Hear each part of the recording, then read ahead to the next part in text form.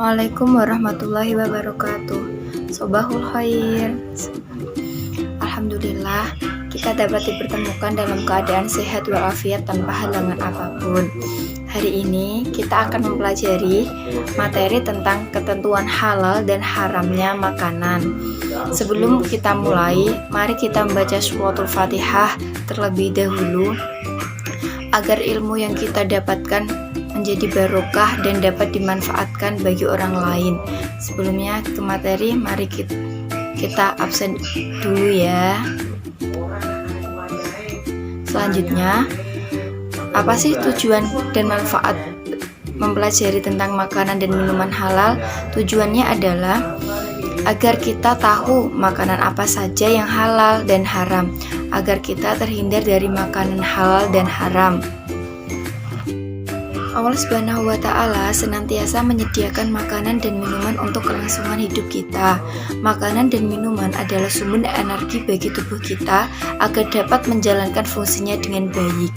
Kewajiban kita atas semua nikmat Allah itu adalah bersyukur. Salah satu bentuk syukur kita adalah dengan tidak mengkonsumsi makanan dan minuman yang diharamkan oleh Allah.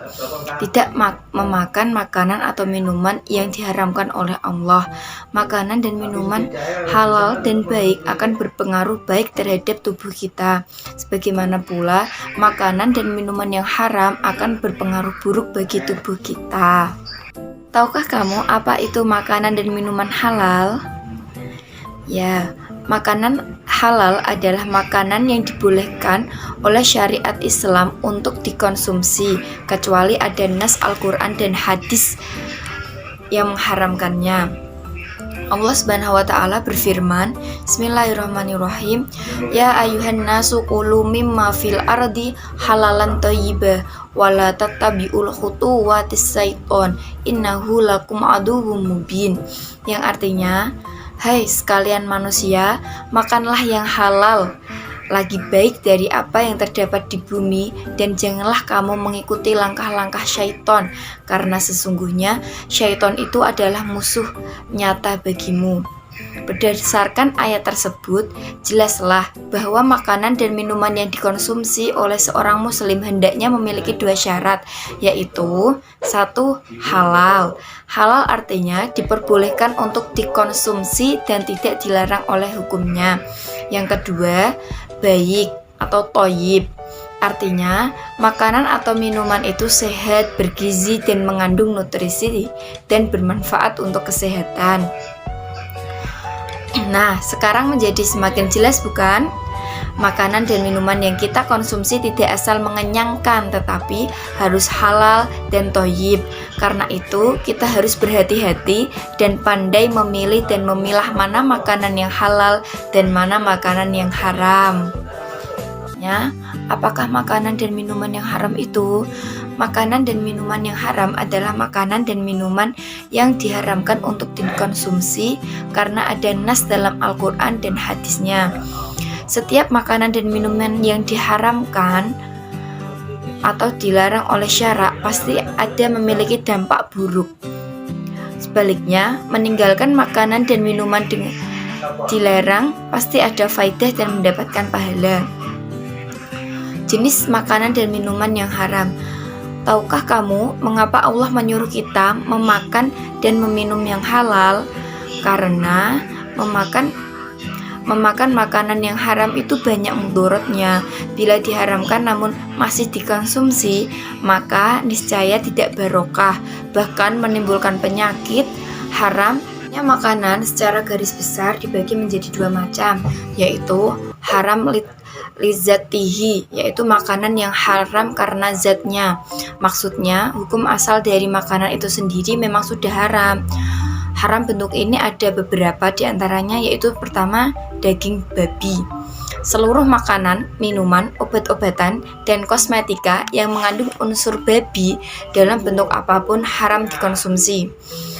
Dalam firman Allah surat Al-Baqarah ayat 187, Bismillahirrahmanirrahim. Innama harrama alaikum maitata waddama walahmal khinzili wa ma uhila bihi li ghairillah faman iftara ghaira baki wala adi fala isma alaih innallaha ghafurur rahim. Yang artinya, sesungguhnya Allah hanya mengharamkan bagimu bangkai, darah, daging babi, dan binatang yang ketika disembelih disebut nama selain Allah Subhanahu wa Ta'ala. Yang kedua adalah darah. Darah yang mengalir dari binatang atau manusia haram dikonsumsi, baik secara langsung maupun dicampurkan pada bahan makanan karena dinilai najis, kotor, menjijikkan, dan dapat mengganggu kesehatan. Demikian juga darah yang sudah membeku yang dijadikan makanan dan diperjualbelikan oleh sebagian orang. Adapun darah yang melekat pada bagian daging itu halal, boleh dimakan karena sulit dihindari. Yang ketiga adalah khamr atau minuman keras. Dalam firman Allah surat Al-Maidah ayat 90 yang berbunyi Bismillahirrahmanirrahim. Ya ayyuhalladzina amanu innamal khamru wal maisir wal ansabu wal azlamu rijsun min amali syaiton fajtanibu la'allakum tuflihun. Yang artinya, hai orang-orang yang beriman, sesungguhnya meminum khamr, berjudi, berhala, mengundi nasib dengan panah adalah perbuatan keji, termasuk perbuatan syaiton. Maka jauhilah perbuatan-perbuatan itu agar kamu mendapatkan keberuntungan. Khamr dapat dianalogikan semua makanan dan minuman yang bisa menimbulkan mudorot dan merusak badan, akal, jiwa, moral, dan akidah. Misalnya narkoba dengan seluruh jenis dan macamnya. Adalah haram li ghairihi, makanan yang haram karena faktor eksternal. Maksudnya, hukum makanan berawal dari halal, akan tetapi dia berubah menjadi haram karena adanya sebab yang tidak berkaitan dengan makanan tersebut. Haram bentuk ini ada beberapa, diantaranya adalah 1. Bangkai, yaitu semua binatang yang mati tanpa penyembelihan yang syar'i dan juga bukan hasil perburuan.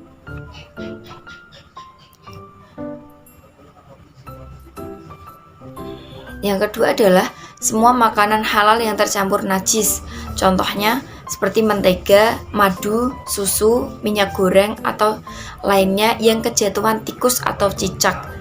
Hukumnya sebagaimana disebutkan dalam hadis Maimunah radhiyallahu anhu bahwa Nabi SAW ditanya tentang minyak samin, lemak yang kejatuhan tikus, maka beliau bersabda, buanglah tikusnya dan buang juga lemak yang berada di sekitarnya, lalu makan sisa lemak kalian. HR Bukhari. Yang ketiga, makanan haram yang diperoleh dari usaha dengan cara yang dolim seperti mencuri, korupsi, menipu, merampok, hasil judi, undi harapan, taruhan, menang togel, dan sebagainya. Dari mengkonsumsi makanan dan minuman yang haram adalah apabila manusia memakan makanan dan minuman yang haram, maka akan menimbulkan akibat buruk, baik manusia itu sendiri, baik terhadap pribadinya maupun terhadap orang lain atau masyarakat, bahkan terhadap lingkungannya. Di antaranya adalah 1. Amal ibadah tidak akan diterima dan doanya tidak akan dikabulkan. 2. Makanan dan minuman haram bisa merusak jiwa, terutama minuman keras yang mengandung alkohol, seperti kecerdasan menurun, cenderung lupa, dan melakukan hal-hal yang negatif, senang menyendiri dan melamun, semangat kerja berkurang. 3. Makanan dan minuman yang haram dapat membahayakan kesehatan. 4. Makanan dan minuman yang haram mengmubadirkan harta. 5. Menimbulkan permusuhan dan kebencian. 6. Menghalangi terkabulnya doa karena telah melanggar aturan Allah Subhanahu wa Ta'ala. 7. Menghalangi mengingat Allah Subhanahu wa Ta'ala. Binatang yang halal dan yang haram adalah binatang yang halal. Binatang yang dihalalkan ialah binatang yang boleh dikonsumsi dagingnya oleh manusia, khususnya bagi orang-orang yang beriman. Binatang yang halal adalah sebagai berikut. 1. Binatang ternak seperti kebau, sapi, unta, kambing, domba, dan lain-lain. 2. Binatang sebangsa belalang juga halal, bahkan bangkainya pun boleh dimakan walaupun tanpa disembelih. 3. Binatang hasil buruan yang diperoleh dari hutan seperti kijang, kancil, atau ayam hutan halal dimakan dagingnya. 4. Binatang yang hidup di laut. Semua binatang hidup di laut atau di air adalah halal untuk dimakan, baik yang ditangkap maupun yang ditemukan dengan keadaan mati atau sudah menjadi bangkai, kecuali binatang itu mengandung racun atau membahayakan kehidupan manusia. 5. Kuda telah berlalu dalam hadis Jabir bahwasanya mereka memakan kuda saat perang. Semakna dengan ucapan Asma binti Abi Bakri radhiyallahu anhu, kami menyembelih kuda di zaman Rasulullah sallallahu alaihi wasallam, lalu kami pun memakannya. Hadis riwayat Al-Bukhari dan Muslim. Yang haram. Macam-macam binatang haram adalah sebagai berikut. 1. Binatang yang disebutkan pada Al-Quran surat Al-Ma'idah ayat 3 seperti babi, hewan yang mati atau bangkai, dan lain-lain. 2. Segala hewan yang bertaring kuat seperti harimau, singa, serigala, anjing, dan lain-lain. 3. Segala jenis burung yang bercakar tajam atau burung pemangsa. 4. Binatang disembelih untuk sesaji, hewan ternak yang disembelih untuk sesaji atau dipersembahkan kepada makhluk halus, kepada dewa tanah agar melindungi jembatan atau gedung yang akan dibangun. Hewan ternak yang disembelih untuk persembahan pohon keramat dan sebagainya adalah haram dimakan dagingnya. 5. Binatang disembelih tanpa membaca bismillah. Hewan ternak yang disembelih tanpa membaca basmalah adalah haram dimakan dagingnya. Firman Allah Subhanahu wa taala, wala taqul lama mimma yudakarimullahu alaihi wa innahu lafiqum wa inna syaitanu layuhuna ila awliyaihim liyujadilaukum wa in ata'tum hum innakum lamusyrikun. Yang artinya, dan janganlah kamu makan binatang-binatang yang tidak disebut nama Allah ketika menyembelihnya. Sesungguhnya perbuatan yang semacam itu adalah suatu kekafiran. Al-An'am 121. 6. Setiap hewan yang diperintahkan untuk dibunuh seperti ular, gagak, tikus. 7. Hewan yang dilarang untuk dibunuh maka dilarang untuk dikonsumsi. Karena dilarang untuk dibunuh berarti dilarang untuk disembelih.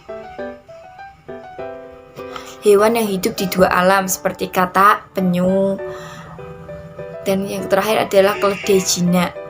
Berdasarkan apa yang diriwayatkan oleh Jabir radhiyallahu anhu, sesungguhnya Nabi Shallallahu alaihi wasallam melarang untuk makan daging keledai jinak pada perang Khaybar. HR Bukhari dan Muslim. Adalah penutup. Apakah ada yang mau dipertanyakan dari yang sudah dijelaskan tadi? Kalau tidak ada, di pertemuan yang akan datang saya akan mengadakan ulangan harian, ya. Jika tidak ada yang dipertanyakan lagi, mari kita tutup pembelajaran pada hari ini dengan bacaan hamdalah. Alhamdulillahirabbil alamin. Jika ada tutur kata yang salah mohon dimaafkan. Wal afu minkum. Wassalamualaikum warahmatullahi wabarakatuh.